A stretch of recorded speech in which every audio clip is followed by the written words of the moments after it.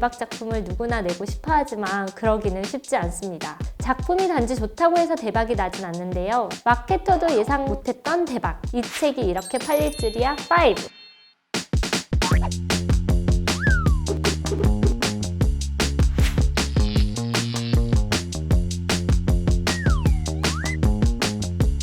안녕하세요. 출판계 고인물 마케터 MC 진아입니다.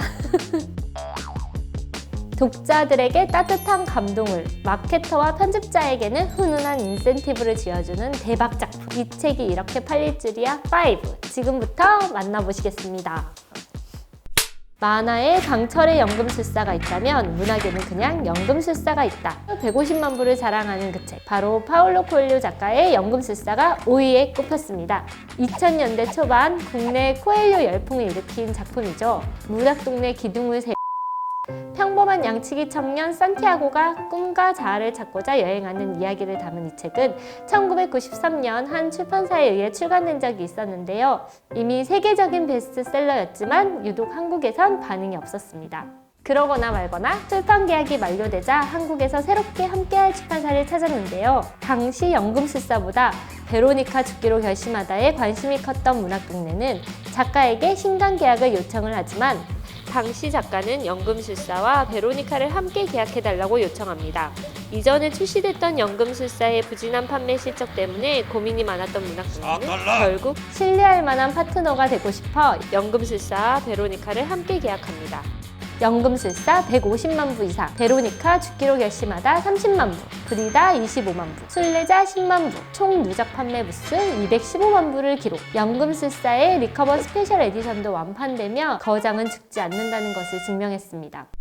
방송에 예상치 못하게 소개된 이후 복간 2주 만에 10만 부를 찍은 책이죠. 김은선 작가의 내 어머니 이야기가 4위에 꼽혔습니다. 40대에 만화를 시작한 작가님이 80대 실향민 어머니의 구술을 바탕으로 한 작품인데요. 어머니의 고향인 일제강점기 한경도를 시작으로 광복, 한국전쟁, 이후 피난민이 되어 한국에 정착하기까지 한국사의 중요한 이야기를 딸과 어머니의 시선에서 그렸습니다. 집필 기간만 무려 10년, 공들여 만든 4권의 만화책은 2008년 한 출판사에 의해 처음 출간되었는데요. 근데 이내 절판되었다고 해요. 하지만 2018년 알쓸 신작 시즌3를 통해 예상치도 못하게 언급되면서 재출간의 기회를 잡게 됩니다. 담당자도 대박을 예상했다던 이 작품은 문학동네 직원들의 눈물겨운 야근과 명절 근무 끝에 판권 계약 한 달여 만에 출간됩니다. 주요 서점에서 종합 베스트셀러 1위를 바로 찍었고요. 어머니의 피땀 눈물 외면받지 않는다는 것을 다시 보여줬습니다. 한때 담당자의 어깨 높이가 3cm나 올라갔다던 책. 접하기 힘든 책을 보게 되어 독자들도 훈훈해졌다는 이 책. 스베틀라나 알렉시에비치 작가의 전쟁은 여자의 얼굴을 하지 않았다가 3위에 올랐습니다. 이 책이 처음 발견된 건 출간 2년 전인 2013년인데요. 출간되기까지 비하인드에 대해서 직접 얘기해 주실 분을 모셨습니다. 이현실 편집자님 나와주세요. 안녕하세요. 어느 정도 팔릴 거라고 예상하셨어요? 이게 1쇄를 2,000부 제작을 했거든요. 그래서 이게 다 나갈 수 있을까 생각했던 것 같아요. 근데 지금은 이제 5만 부 이상이 나갔고요. 예상보다 25배 이상 판매된 책이네요. 저희가 사실 친구 사이인데 친구가 만든 책이 얼마나 나갈 거라고 생각하셨나요? 아니 저는 솔직히 나온 줄도 몰랐다. 책이 죄송해요. 저자님 이름이 되게 생소하고 제목도 길잖아요. 그냥 지나갔던 것 같아요. 수상되고 너무 놀랐어요. 근데 이해하는 게 기자님들이 막 전화를 주셨는데 작가 이름을 제대로 발음을 못 하시는 거. 알렉스 막 이러면서. 한 2년 전쯤에 제가 신문 기사에서 봤던 것 같아요. 논픽션이고 인터뷰인데 소설인 책이 있다.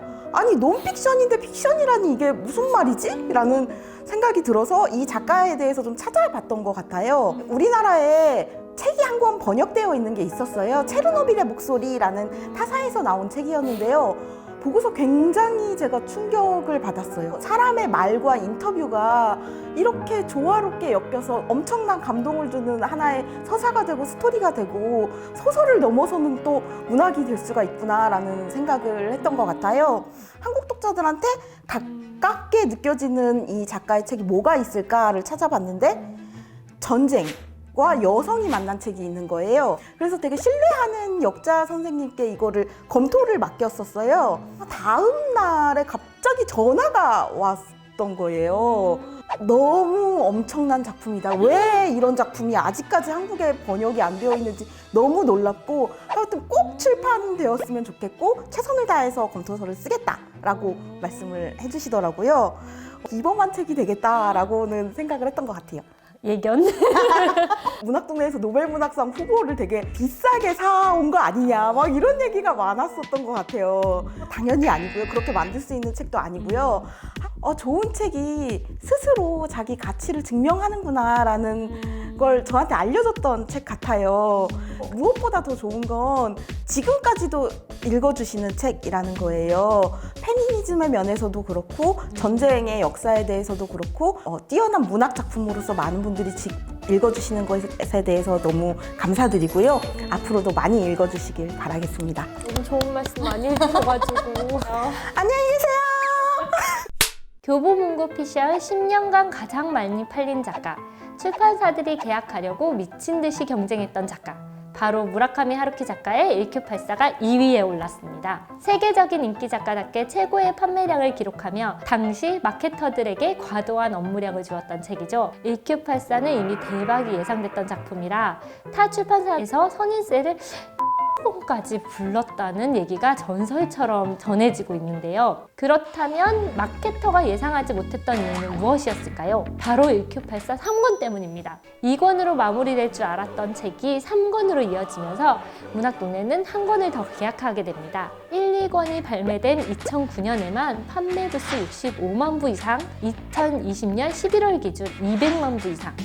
이후 하루키 작가의 작품은 문학동네의 기둥을 포함해 민음사의 기둥과 문학사상사의 기둥을 차례차례 세우며 출판계 사람들에게 핫팩 같은 존재가 되었습니다. 그리고 6년 만에 신작 소설집 1인칭 단수가 출간됐는데요. 안 그래도 제가 마케팅 담당자입니다. 정말 재밌으니 꼭 읽어보세요.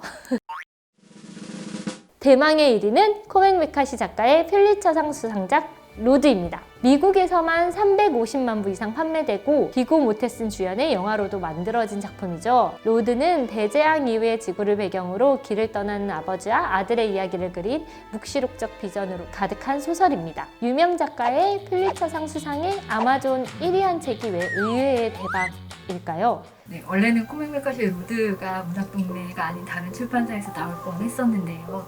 이 책이 2006년에 좀 올해의 책으로 선정이 되고 또 아마존 베스트셀러에도 오르고 하면서 이 책을 기획하셨던 편집자분께서 이 책을 포함한 코맹 메카시의 다른 책 몇 권을 판권을 주셨는데 그 중에 한 권은 이미 다른 한국 출판사에 계약이 되어 있었는데 다행히 로드는 계약이 되어 있지 않았고 또 그 출판사에서 또 다행히 계약을 하지 않는다고 하셔서 또 오퍼를 진행을 할 수 있었습니다. 1년 판매 목표량을 출간 한 달 만에 가뿐하게 달성하고 2008년에만 15만 부 가까이 판매됐는데요. 이 책은 담당 팀에게 훈훈한 연말을, 독자들에겐 꿀잼을 선물했다고 합니다. 저도 몰랐던 내용들이 정말 많았던 랭킹 동네. 다음 편에서는 더 재밌는 주제로 찾아오도록 하겠습니다. 다음에 봐요. 안녕. 이 아연소년들 출간 직후에 이제 내한을 하셨었는데요. 표지가 어떤지 여쭤봤던 것 같아요. 한국의 표지가 정말 마음에 든다고 칭찬해 주셨던 게 기억이 나요. 왜냐하면 주제는 전쟁 그 자체가 아니고 사람의 목소리거든요. 사람의 슬픔이고 목소리여서 그걸 알아봐 주신 것 같아서 되게 뿌듯했던 기억이 나고요.